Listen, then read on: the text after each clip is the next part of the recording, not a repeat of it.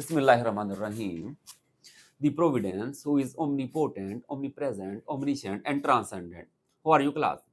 I'm Najam Askari Advocate, and we are studying on the conceptual study of communicative English grammar under variety labels.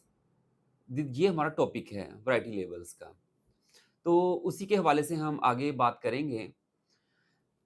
Few ये जो ये और it is my third lecture और इससे पिछले lectures में हमने बात की स्पोकन इंग्लिश वैरायटी लेवल के ऊपर, कॉमन कोर के ऊपर और फेमिलियर और national and geographical varieties of English वगैरह। आज के टॉपिक पे हम बात करेंगे familiar, polite and slang language की वैरायटी लेवल के ऊपर। वर्ड्स लाइक प्लीज, काइंडली, इस टाइप के जो वर्ड्स हैं वो शो करते हैं पोलाइटनेस को, और यही हमारा आज का टॉपिक है basically familiar, polite and slang languages के ऊपर। और इसका ऑपोजिट जो होता है पोलाइट का वो है फेमिलियर। अब फर्स्ट एग्जांपल फेमिलियर की अगर मैं बोलूं, आपको बताऊं, सिंपल सा एक फिक्रा है, shut the door will you, ये फेमिलियर है। इसी सेंटेंस को अगर मैं चेंज करूं पोलाइट लैंग्वेज के अंदर, क्योंकि ये पोलाइट और फेमिलियर ऑपोजिट वर्ड्स हैं एक दूसरे के। Shut the door will you, this is familiar language. If I can say that would you please shut the door, this is example of polite. अगर मैं इसी को मजीद मोर पोलाइट बनाना चाहूं तो मैं इसी ही सेंटेंस को ऐसे कहूंगा, I wonder if you mind shutting the door, more polite. अब स्लैंग लैंग्वेज के ऊपर ये अगर मैं आपको एग्जांपल दूं, Pete's old woman hit the roof when he came that doll from the disco. अब इसका अगर हम थोड़ा सा तज्जिया करें, पीट्स ओल्ड वुमन यानी उस पीट्स की वाइफ को एक रिस्पेक्ट नहीं दी जा रही इस फिक्रे में, तो ये स्लैंग लैंग्वेज की एग्जांपल है। पीट्स ओल्ड वुमन यानी कि पीट्स की जो बीवी है, हिट द रूफ, उसने आसमान सर पे उठा लिया। व्हेन ही केम यानी उसका शौहर पीट आया विद दैट डॉल, उस गुड़िया के साथ, from the disco. It is example of slang language.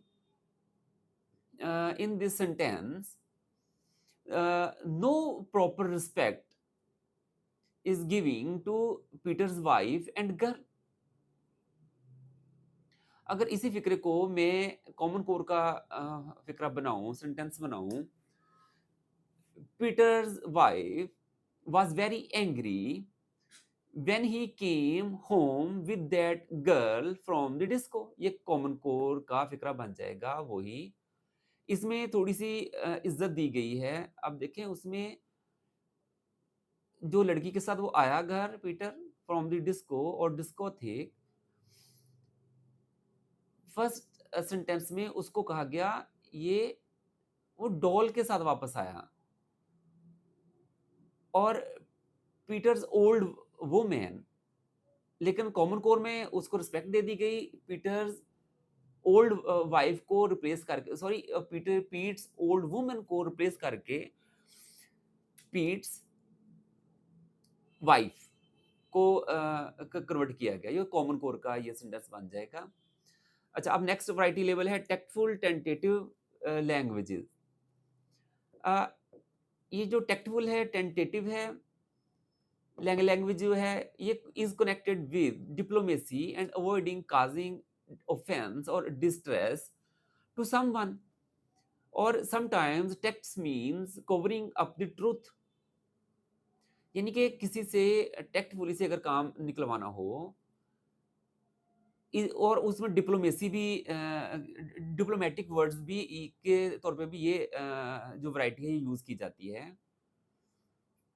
तो ये इसमें टैक्टफुल वगैरह में ये चीज़ें आएँगी। अवॉइडिंग काज़िंग ऑफेंस और डिस्ट्रेस टू समवन और sometimes text means covering up the truth कि ट्रुथ को कवर किए जाना एक तरीके के साथ मतलब कवर किया जाता है इसके अंदर। For example Peter's father has gone at last. Simple फिक्रे है जो कि डेली लाइफ में हम यूज करते हैं। Peter's father has gone at last.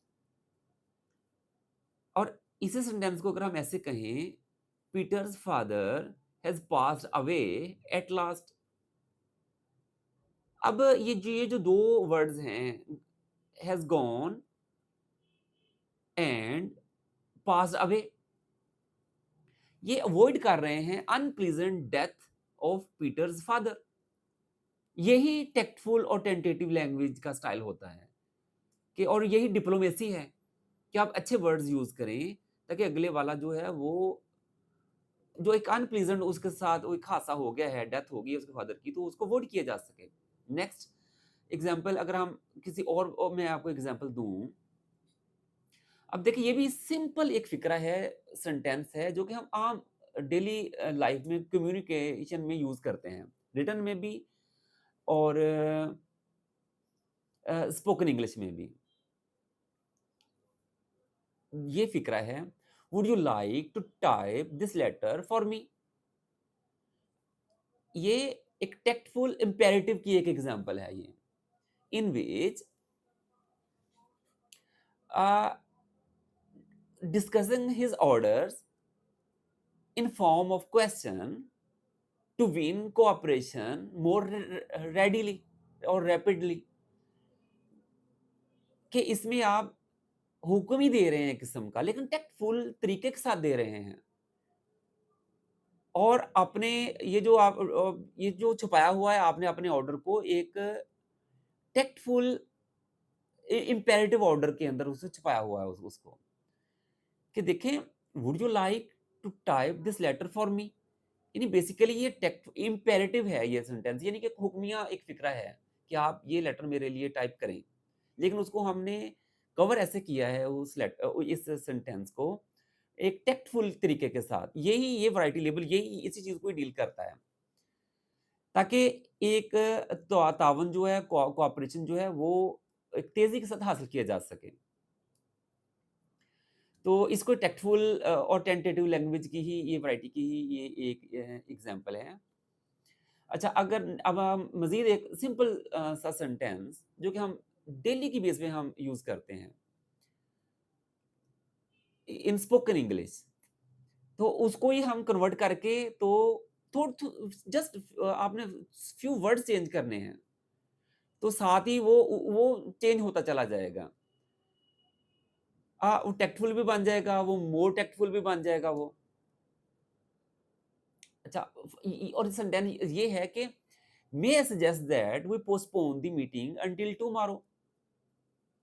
इसी को ही अगर मैं चेंज करके टेक्टफुल में लेके आऊं, would I suggest that we postpone the meeting until tomorrow, ये टेक्टफुल में आ जाएगा।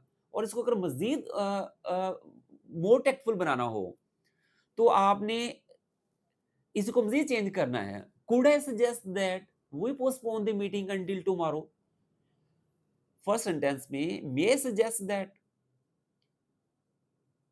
इसको थोड़ा सा मुझे टेक्टफुल बनाना हो, अगले का कोऑपरेशन तेजी से हासिल करने के लिए, जीत उसका वो अपने ऑर्डर को या आपकी जो आपने बात मनवाने के लिए ये स्टाइल है एक।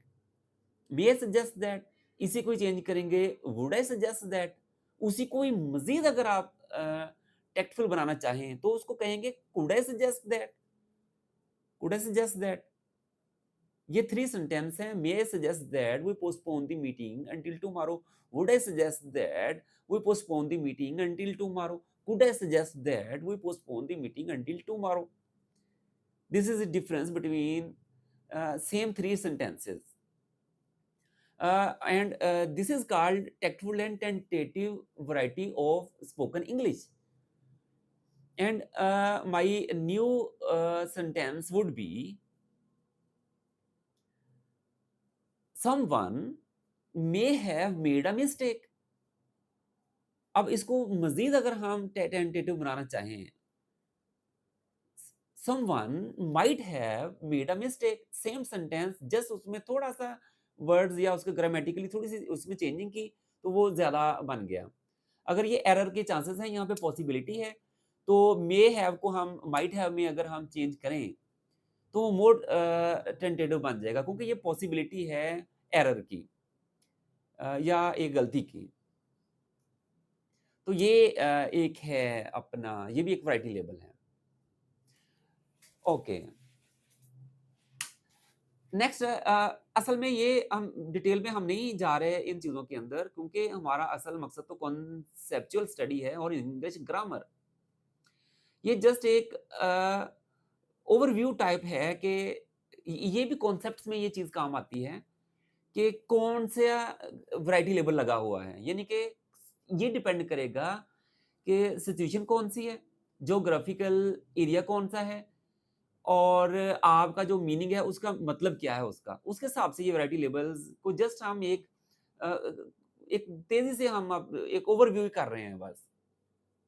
नेक्स्ट और लास्ट जो वो हमारे जो वैरायटी लेबल्स हैं, वो लिटरेरी, एलिवेटेड, रिटोरिकल लैंग्वेजेज़ कह सकते हैं आप उसको। अब इसके अंदर ये जो लास्ट वैरायटी है हमारी लिटरेरी, एलिवेटेड और रिटोरिकल लैंग्वेज, ये यूज़ होती है, इट इज़ यूज्ड इन ये जो पुराने दौर के जो नॉवल वगैरह लिखे जाते थे, ड्रामे लिखे जाते थे, पुरानी जो बुक्स लिखी जाती थी, अ, कई सदियाँ पुरानी पहले, उनमें ये स्टाइल यूज़ किया जाता है, बल्कि किया जाता था। आजकल ये स्पोकन इंग्लिश में और ये जो मॉडर्न हमारी इंग्लिश है, इस पे ये यूज़ नहीं किया जाता। इसलिए मैं इसको स्किप करूँगा इसको। जस्ट थोड़ी-सी एग्ज़ाम्पल्स देते हुए कि ये लैंग्वेज यूज़ की है उसने, जैसे शेक्सपियर ने यूज़ की है, ओथेलो उसका एक ड्रामा था ओथेलो, उसमें शेक्सपियर ने ही यूज़ की थी। या ये अपना जॉन मिल्टन ने लिखे थे पैराडाइज़ लॉस्ट, एक पोएम बहुत 10-12 जिल्दों में लिखी थी उसने, पार्ट्स में लिखी थी। उसने ये रिटोरिकल लैंग्वेज यूज़ की है उसमें।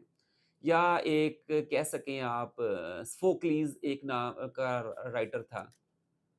उसने अपने कोई ड्रामा लिखा था शायद उसने, अब मैं सही याद नहीं मुझे आ रहा। तो सोफोक्लीज़ ने ये लैंग्वेज यूज़ की थी अपने एक ड्रामा वगैरह में। तो या फिर ये चौसर ने एक पोएम्स वगैरह लिखी थी, the prologue of Canterbury Tales I think. तो ये बहुत पुराने जो कई सदियाँ पुराने जो नॉवेल्स वगैरह थे, ड्रामा, पोएम्स वगैरह, तो वहाँ पे ये यूज़ किए जाते थे ये जो हैं। तो आज के लिए इतना ही, तो नेक्स्ट हम टॉपिक के साथ फिर हाज़िर होंगे। तो साइनिंग ऑफ, थैंक यू।